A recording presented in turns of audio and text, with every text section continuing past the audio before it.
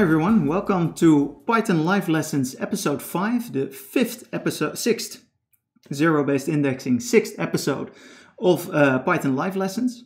Today we're going to pick up, as every episode, where we left off during the last episode with our Python project, Markdown Code Exec. And today we're actually going to focus on documenting the code. So we're going to add user documentation to the code so that other people can actually use Markdown Code Exec. Hi Morpheus, good to see you again. As always, I'm doing my best to add a little bit of interactivity in this live stream. So if you have questions, don't hesitate to post them on the chat and I will try to engage with that as much as possible. Hi. Good to see actually some returning small but loyal crowd, so to say. So what do we have here when we talk about? Got distracted there. So what are we talking about when we're talking about documenting Python code? So one way, a very cheap way to document your Python code, and we've already done that to some extent, is to add a readme file to your source code, right? So a little text document, in our case, in the Markdown format, to explain how you should use the project, in our case, Markdown Code Exec. And that's fine, and it's also very convenient because tools like GitHub and PyPy often automatically take this README and make it very visible to the users or people who visit the project site so that they can read that. So that's a low-hanging fruit, and we're actually going to use that also today. Then we have so-called docstrings, and docstrings are a little bit of an intermediate, you could say, between regular code comments in the source code and documentation. So I would say comments in the source code are mostly for either yourself or other developers to understand how the source code works. They're not really intended mostly for users, outside users, to understand how to use your code. A docstring is strictly speaking a comment in the source code, but you attach it to a function in a way that I will show you in a bit. And that helps you and other developers to understand how the function should be used. But you can also automatically extract the information from a docstring and include it in the documentation for the project, such as a README file. So that's what we're going to focus on today, sort of automatically generating documentation from a docstring. Then there are some, let's call them frameworks or utilities, that automatically take a whole software project and generate documentation from it. PyDoc is included in the Python standard library. It's a utility that generates documentation based on source code. It's not, as far as I know, used that much. It's kind of outdated and not so popular, but it's included in the Python standard library. Another utility that does the same is called Sphinx. And Sphinx is used a lot. And I would say, maybe other people disagree, but I would say that Sphinx is actually the most used documentation generator for Python projects. If you sometimes use the site readthedocs.io, on which a lot of documentation for Python projects is hosted, that is usually, and perhaps even always, generated with Sphinx. So what are Sphinx and PyDocs? They're basically just utilities that automatically generate documentation. What we are going to do, though, is do it one step simpler. We're not going to generate the whole documentation site. That's overkill for our small project. Instead, what we're going to do is generate a README that contains information that is automatically extracted from the docstrings, from our functions. And the cool thing is that we're actually going to use our own project, Markdown Code Exec, to do so. Right, so that's a little bit of inception right here for you, because we're going to actually use our own project to document our own project. So before I actually switch to the editor, what does numpydoc look like? Here you have an example. It's a bit small for you to see maybe. How it works is here you have a function definition, summarize, and it's from a project time series test that I developed. And then you see that just below the def statement, so just below the function definition, there is a bit of comment, a string, indicated by these triple quotes. And inside the string, there's a description that says, well, summarize generates a string with human readable summary, blah, blah, blah. But it also contains some semi-structured documentation. So you see there's a parameters with sort of underlined with these hyphens. And then it says that one parameter is results, colon, it's a dict, and then there's a description of it. And then it says returns, again, underlined with these hyphens, and that should be a string. And you see that this is kind of semi-structured documentation, and particular utilities such as numpydoc actually can read these kinds of strings and automatically interpret them and turn them into pretty looking documentation. That's basically the idea. So let's switch to the code editor. And again, if you have questions or suggestions about other ways to document code, don't be shy to suggest them. Up to presentation mode. No, let me see. Oh, there we go. So what I have here, I'm not going to repeat again what our project does in a lot of detail. You'll see it in a bit in action. But basically, this is the project that we developed in the previous episodes. And we have a folder, markdown code exec. In it, we have a submodule _ markdown code exec. And in that submodule, we have two functions, parse text and parse file. And those are the two functions that we're actually going to document.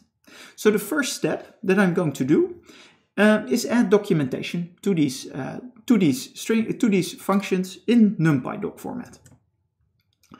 And I'm being a bit late here actually by doing this. So normally I would, the project is almost finished and now I'm adding these docstrings. Normally I would add docstrings earlier on during the coding process, just so that I don't lose track of what I'm doing essentially, even though I'm maybe not using them immediately to generate documentation. So I'm pretty big on using docstrings myself. So how do you use docstrings? Well, you already saw it in the example. You basically start by having a triple line string here, and everything in between will be a docstring. So it's that simple. So anything I type here would be a docstring, but I'm going to use a specific convention, the numpydoc convention, to actually make this docstring in such a way that it is readable by machine readable by utilities, other utilities. So what does parse text do? Takes a str of containing markdown text, down text. So that's what it does, right? So here's also the explanation for those of you who don't know what the code does. Takes a string containing markdown text, finds code blocks in the markdown, in the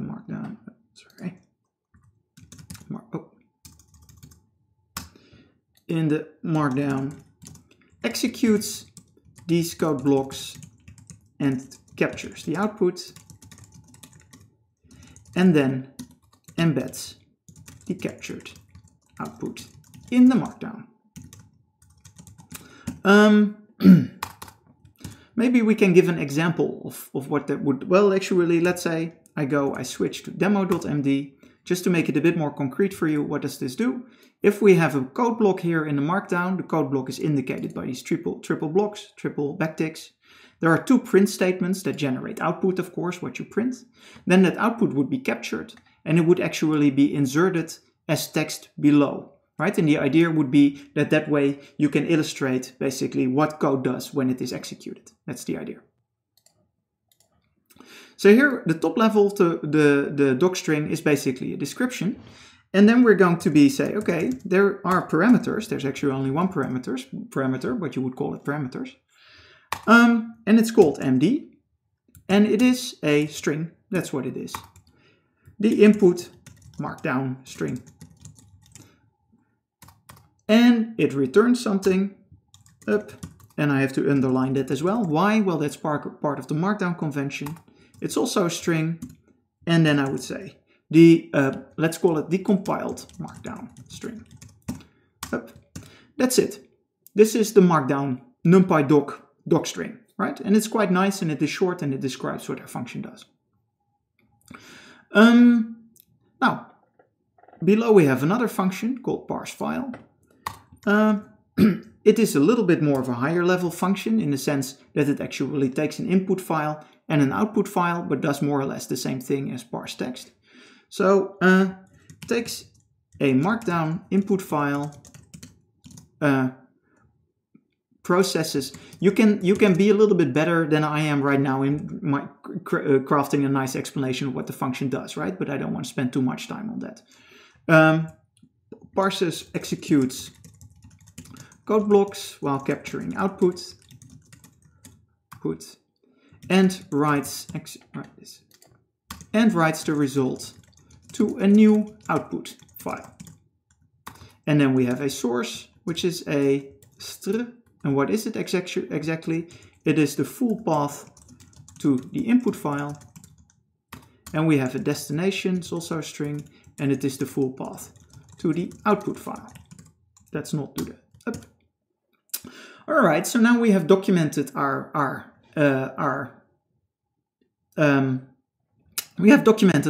functions. Now, what are we going to do? Just documenting the functions obviously doesn't automatically generate documentation, but we can use this as a start to generate documentation. Maybe I should actually, let's go, up, just to kind of give you an idea of how this works. So now I have my terminal here at the bottom. If I would say import markdown code exec, and then I would say markdown code exec.parse file, parse text, this thing here above, then Python will automatically use the doc, give a _doc attribute to it, and that will contain the doc string. And you see how this basically allows other utilities such as numpydoc to actually take that doc string and turn it into something nice, right? So basically, let me print it out and it would look nicer. Up. So up.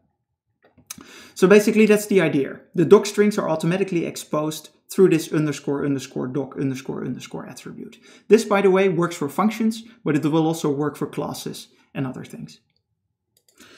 Okay. Now, what is the next step? The next step is that I installed a Python library called numpydoc numpydoc2md. You can install that just with pip install numpydoc2md. And what numpydoc2md does is it parses these doc strings and generates nice documentation. So what is the next step? So here we have a readme, the readme file that we created before. So, but this readme file has been hard-coded, right? Everything that's inside it, I typed manually myself. That's what I don't want to do anymore. I want to create a template, and I will call it readme template.md. And in this readme template, I want to include information that is extracted automatically from the source code, and then compile that into the actual readme. I hope that that is a little bit clear, right? So I want to sort of, instead of manually creating a readme, I want to automatically generate a readme based on the documentation from the doc strings. So, and I'm going to do this in the following way. I'm going to say, okay, here, I'm going to have a function reference. So underneath, there's going to be a function reference, so a description of what it looks like. You know what? Let me actually show you what it's going to look like approximately. That will give you some better idea of what I'm doing. Up. So let me switch to a time series test. This is a this is another project that I've been working on. And if I then scroll all the way to the bottom, you see this is a nice project with lots of documentation. You see that here we have a function reference, and it has some kind of nice description. It's not that pretty, I think, but it has some kind of nice description of how you should use the functions from this module. And all of this has been automatically extracted from these doc strings, from numpydoc formatted doc strings. So we want to do the same thing, basically, for our Markdown code exec project. So that's what we're working towards. So how are we going to do that? Well, we're actually going to use Markdown code exec. So I'm going to say, well, we have 3 backticks, and this contains Python code, and this Python code should be executed silently. What does this mean again? Well, if you watch the previous episodes, you may remember that basically everything that is executed in a silent code block results in the output being captured, and then the code block is replaced by that output. So what I'm going to do here is type some code that will basically print out the docstrings, and then this part right here will be replaced by those docstrings in a nicely formatted way. That's the idea. Kind of cool, right? And pretty fancy also, I think. Then I have to kind of have a cheat sheet here because I need to actually know a little bit what I'm doing. So the first function that we need to have is the functions that we actually want to document. From markdown code exec import parse up text and parse file. Those are the two functions that we want to have. And we want to use numpydoc to MD to actually parse them. So from numpydoc, npdoc to MD, import, and then there's a render MD from object docstring. I've seen prettier function names, I have to say, but basically it is quite clear. So this is a function that renders markdown from the docstring of an object. And then things are suddenly very simple because we can say, I want to print out render MD from object docstring, and I parse text, and I call it markdown code exec.parse text. So this means I want to parse the docstring from this function, parse text, and then you have to specify, for a reason that's not entirely clear to me, what the function should be called. Maybe in case you want to give it an alias. I don't. So I just call it markdown code exec parse text. This will print out that nicely formatted docstring. Then I will say up 2 new lines, and I will do the same thing for parse file. Parse file. Oof, now that's pretty cool, right? So let's see how we can actually execute this. I hope the logic is clear. If not, interrupt me with questions at any time, right? So the logic here is that everything that is printed out in this code block should actually be captured, and the code block itself should be replaced by that. So let's see how we can do that. I will switch to an editor. Here's, a terminal, and I will call Python markdown code exec.py, and I will say the input is the readme template, and the output is the actual readme.md. Let's see what happens. I hope this works. You never know. This is live after. Well, it doesn't crash. It's already a start. So let's switch back and let's put them side by side. Up. Okay. So here on the left, we have the template of the readme. And here on the right, we have indeed the function reference. It doesn't look very nice now, right? Because it is kind of like markdown mixed with a little bit of HTML, etc., etc. But that's okay. It doesn't need to look very nice like this, because it will look very nice once we actually upload this to GitHub. And then you will see how it works, how nice it looks. And you know what? We're just going to do that. Let's actually upload this to GitHub so you can see. I start Git GUI, right? So 2 lectures ago, I think we saw how Git works. And I'm just doing the same. If you're not familiar with how Git works, watch back that lecture. So what did I change? Here we have the unstaged changes. I added some docstrings. That's what you see here. Up. Add docstrings. That's one commit. I created a readme template and a readme. Add readme template and machine generated readme.md. I commit this as well. Right? So what I've done now is I've basically frozen these changes. The unstaged changes were the things that were changed, but Git didn't know about it. Then I made a commit that sort of logged these changes, and I gave them a name with this commit message. And then if I say push, it will actually upload all of these changes to GitHub, where our project lives, and that we talked about 2 episodes ago. Up. So that's done. Close this, switch back to the GitHub. And now if we go not to time series test, but to markdown code exec, we will see that here we have our nice function reference, right? For parse text and for parse file. Pretty simple, pretty straightforward, pretty nice looking. So this is part of what I wanted to do. I guess the main nice thing is already that now we explained to our users how they can actually use our library programmatically by calling these two functions. However, the previous episode actually we used to turn our Python module into a command line application, so that you don't actually need to say from markdown code exec import blah blah blah, but you can just execute it on the command line, which by the way is what I just did, right, when I converted to readme. And this is not documented here yet. And I also want to document that. And I also, because I hate doing things manually and copy pasting, I also want to do that programmatically. So how can I do that? So let's go back. So let's say command line usage. Up. And now we want to do more or less the same. We want to do something here, .python silent, that will actually result in the explanation of the command line usage being printed out. And this is a bit finicky, I have to say, but I will show you how it works anyway. So the general idea is if I call Python markdown code exec with a help, right, like this, it will actually print out a simple help for how you can use this on the command line. And I want to actually embed this information in our in the markdown. That's what I want to do. But as I said, that's a little bit finicky. So let me show you how that works, because what it involves is calling Python markdown code exec as a command line app from Python, and that's a bit finicky, but we can do it. So I'll walk you through it. Okay, let's close this. And I have my cheat sheet because I wouldn't be able to do this from the top of my head.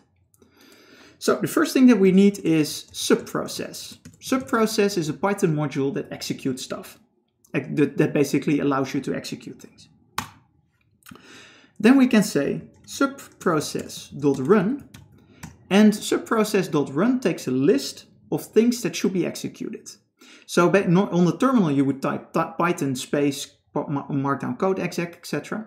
Here you wouldn't use spaces, but you would pass a list of the separate words. So it would go like this: Python markdown code exec .py up help. All right, that's the first thing. Then we need to do a few other things. We need to say we want to capture the output, otherwise it will go lost. And we want it, this is text, so we want, this is a bit of a technical detail, but we don't want this to be bytes, but we want this to be actual Unicode text objects that we're capturing. And that's it, essentially. Although, if I were to execute that, I know because I tried it out, this would crash because Python doesn't know how to find Python, which is a bit strange. So just calling Python like this wouldn't work. But we can say, instead of just Python, we can say sys.executable. Then you ask, what is sys.executable? Well, I will show you. Import sys.executable. This is the full path to the Python interpreter. So if you are writing a Python script and you're wondering where is the Python interpreter that was actually used to execute this script, this is sys.executable. So what I'm basically saying here, I know at least one Python interpreter where it lives, namely sys.executable. And I'm going to use that to execute markdown code exec, pass the argument help, capture all the output. This should be text, which is a bit superfluous to me.